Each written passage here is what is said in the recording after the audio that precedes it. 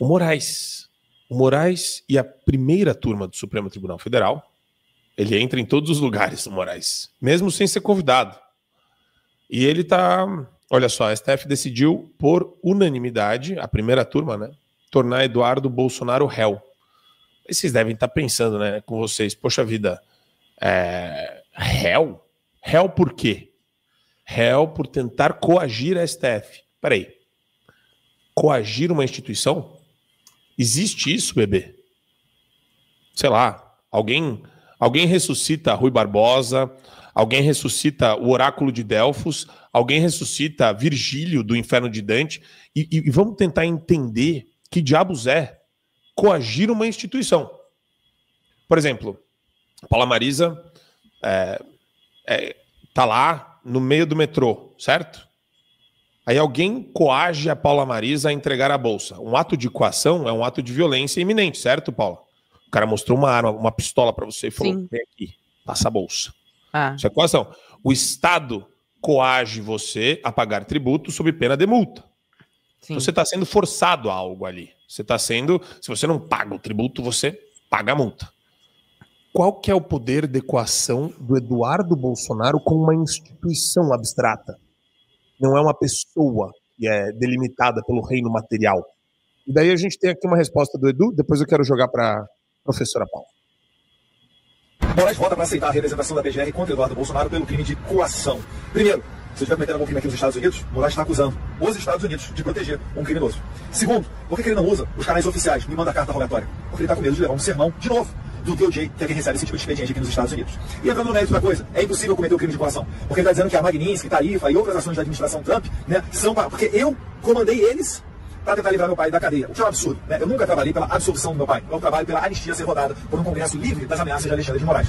Então, como o crime de coação exige um meio ilícito, e a Magnitsky não é um meio ilícito, é um meio legal aqui nos Estados Unidos. E um instrumento que esteja à minha disposição, e a Magnitsky eu não assino, né? Nem Tarifa eu assino. Quem assina isso é o Trump e o secretariado dele. Então, notoriamente, esses são crimes que não competem a mim. Eu jamais poderia estar sendo acusado por isso. Então, o que está acontecendo de verdade? Moraes está usando a política dentro do tribunal para limar a possibilidade que a direita tenha uma maioria no Senado ano que vem. Além de mim, Gustavo Gaia e vários outros deputados honestos de passado limpo estão sofrendo a mesma coisa, ainda que exista a imunidade parlamentar.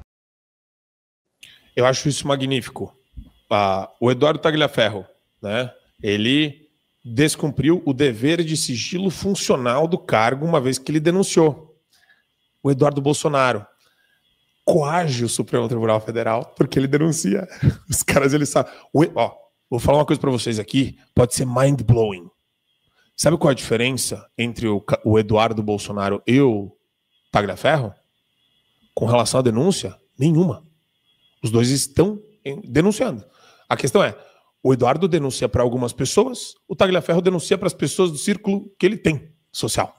Então, se o círculo de amizades ou de pessoas de relacionamento social do Eduardo é o Departamento de Estado americano, e se os caras escutam ele está denunciando para os caras, meu Deus do céu, se tem uma coisa que não existe aqui é coação. E o Supremo inventou isso, e eu vou falar uma coisa, o Supremo vai fechar essa ação do Eduardo Bolsonaro até decretar a prisão dele, mesmo daqui do Brasil, mas a prisão dele vai ser decretada, e é, de novo, mais uma dessas coisas que, pro direito, Paula, é uma pá de cal no direito. É a morte do direito isso daí. Mais uma vez, né? O direito foi assassinado 1 milhão de vezes aqui. Pois é, porque não faz nenhum sentido. O Eduardo Bolsonaro está sendo processado porque o governo dos Estados Unidos sancionou as autoridades brasileiras, aí, em especial o nosso ovo que tudo vê através da lei Magnitsky, e promoveu um tarifaço. O Trump fala na carta, ele fala: parem com a caça às bruxas, tem tudo a ver com prisão do Bolsonaro, a liberdade de expressão, as Big Tech, que foi o que eu mencionei no meu primeiro comentário.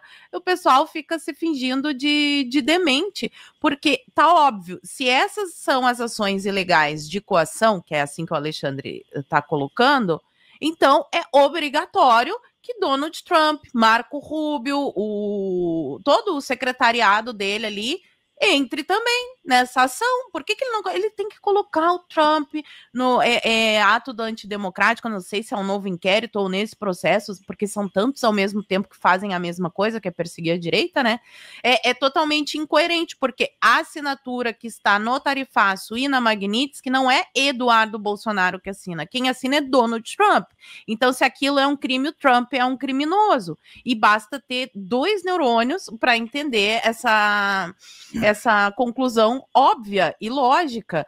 Agora, vamos ver aí como é que vai ser os próximos passos, porque a única coisa que está clara é a seguinte: tal qual a Venezuela, o regime brasileiro está tirando da eleição todos aqueles candidatos da direita com chance de vitória. Só vai poder concorrer à eleição, só vai poder disputar a presidência quem ou for a direita permitida, ou seja, aquela direita que acha um exagero o impeachment do Alexandre de Moraes, que o STF precisa de autocontenção por causa dos erros que ele está cometendo. É essa direita palmolenga que vai poder concorrer à eleição, ou então a esquerda, inclusive agora com as últimas movimentações de Flávio Bolsonaro, nas últimas reuniões está circulando o nome dele aí para uma provável candidatura à presidência. Se continuar assim, vai ficar inelegível o Bolsonaro já está, né? Por uma coisa que é ridícula, porque ele se reuniu com embaixadores e subiu no trio elétrico do Malafaia para fazer um discurso político. Isso daí, se ele tivesse roubado milhões, triplex do Odebrecht, dinheiro vindo de Cuba em caixa de vinho para financiar a campanha, dinheiro de narcotráfico para financiar a campanha, se o Bolsonaro tivesse envolvido nisso, ele poderia, inclusive, ser presidente. Mas não, como ele fez um discurso político em cima de um trio elétrico pago com dinheiro privado e se reuniu com embaixadores, que é a atribuição do presidente, aí ele ficou inelegível. Aí o Eduardo Bolsonaro vai ao exterior para denunciar violações de direitos humanos. O Clezão morreu na cadeia, mesmo com o pedido da PGR para que ele fosse para a prisão domiciliar, o que já seria um absurdo, porque o Clezão provou que ele não participou da manifestação do 8 de janeiro.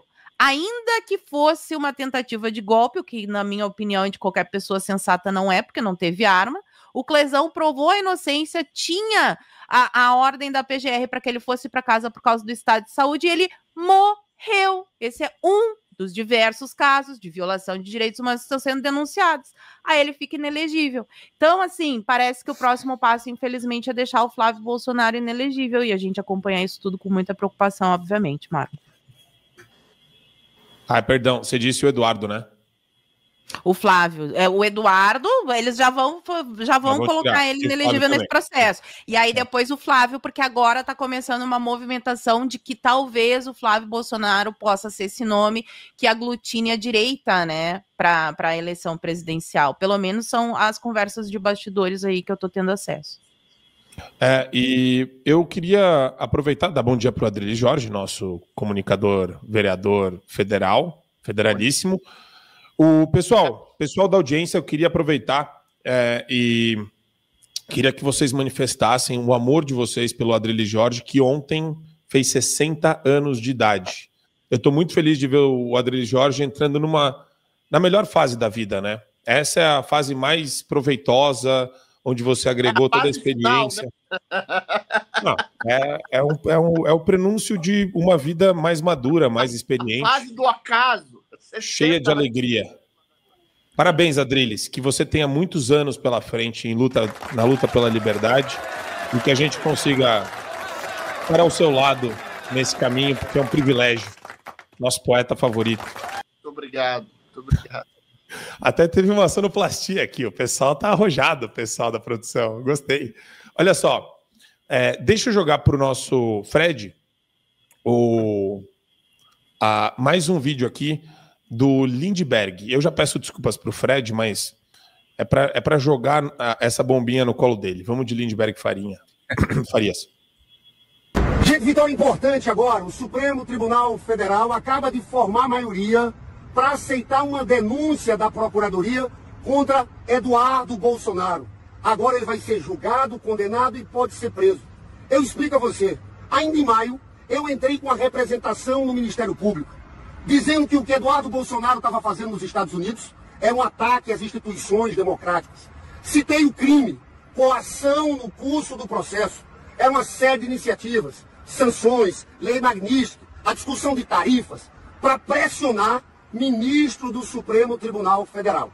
Eu entrei com a representação em maio. A PGR abriu um inquérito 4995. Eu fui chamado a depor na Polícia Federal e levei um monte de documentos. Robespierre teria medo desse cara, Fred? Uma coisa que eu gosto sempre de lembrar a respeito do Lindenberg é que ele era um dos poucos que tinha 2 apelidos na lista de propina do Odebrecht, né? Lindinho e feio. Pode falar o que quiser desses corruptos, mas os caras são criativos. Não sei porque que ele tá se gabando. Ele tá se gabando como se ele tivesse criado alguma coisa, conseguido alguma coisa. A gente sabe que ali na primeira turma, 95% das decisões acompanham o voto do Moraes. O que o Moraes decidir, tá decidido. E o Moraes já decidiu que quer pegar o Eduardo Bolsonaro e qualquer um da direita que se oponha ou ofereça risco ao projeto autoritário nas eleições do ano que vem. Então, como o Eduardo Bolsonaro é muito bem cotado, né, tanto para senador, até uma vaga para a disputa de presidente, sem dúvida ele precisa ser eliminado do jogo, ainda que não tenha motivo. Então, isso não é mérito seu, Lindinho. Isso aí é uma perseguição que já aconteceria, só te utilizaram ali para dar um verniz democrático, falando que não foi iniciado de ofício um inquérito, né? Ou a denúncia, né? Mas daqui uns dias eles já estão denunciando também, porque o STF decidiu que ele pode tudo. É incrível o que o Moraes está fazendo, e mais incrível ainda é ver o silêncio, inclusive dessas pessoas, governadores que estão buscando o espólio do presidente Bolsonaro, que estão indo lá todo dia, né, pedindo visitas para ele, para tentar conseguir o apoio dele. Isso é um absurdo que estão fazendo. Vocês têm que sair em defesa do Eduardo Bolsonaro, meu Deus do céu. Eu fui ver o Zema outro dia falando que o Eduardo Bolsonaro estava enganado, estava atuando contra o Brasil, colocou a vontade dele acima do bem do país. E olha que o Zema é um cara que eu nem tenho muita coisa contra ele, mas pelo amor de Deus, que idiotice foi essa? Que análise foi essa? O que o Eduardo Bolsonaro fez foi simplesmente passar a mensagem. Eles estão punindo o mensageiro. E a mensagem é que há autoritarismo no Brasil. Há um autoritarismo tão grande, e eles têm tanta noção disso, que o Trump não entrou na ação. O Trump não foi denunciado, como o Eduardo Bolsonaro foi. O Marco Rubio não foi, o Scott Bessent não foi. O Jason Miller não foi, apesar dele já ter sido detido aqui no Brasil pelo Moraes. Todas essas pessoas que efetivamente trabalharam objetivamente para que ocorresse a Magnitsky não foram denunciados. Por que o Moraes não fez isso? Porque ele quer simplesmente pegar o Eduardo Bolsonaro, quer retirá-lo da eleição. O correto, então, teria sido denunciar o Trump, mas aí ia piorar tudo, né, meu filho? Aí é difícil, que aí você tá mexendo com outro nível. Então ele não teve coragem de fazer isso, foi aonde? Foi no elo mais fraco, que na verdade tudo que tá fazendo é passar a mensagem. E eles estão punindo o mensageiro, e a mensagem é isso. Há um autoritarismo no Brasil, um autoritarismo galopante, e tá cada vez pior, sob o silêncio cúmplice daqueles que querem o espólio da direita. Eu vou falar uma coisa até de caráter moral, assim, de legado histórico de alguém que, sei lá, ele deve ter filho, eu acho, né? Tem filho o Lindenberg Farias? Não? Deve ter. Eu não sei, mas assim, eu fico olhando. Papai, o que você faz? Filha, eu escrevo em papéis o nome de pessoas que eu quero que sejam presas, submeto a um tribunal, né, amigo, e eles prendem. E eu faço um vídeo falando que eu tô super feliz fazendo isso, Adriles. Esse é o estado de coisas moral que o país chegou.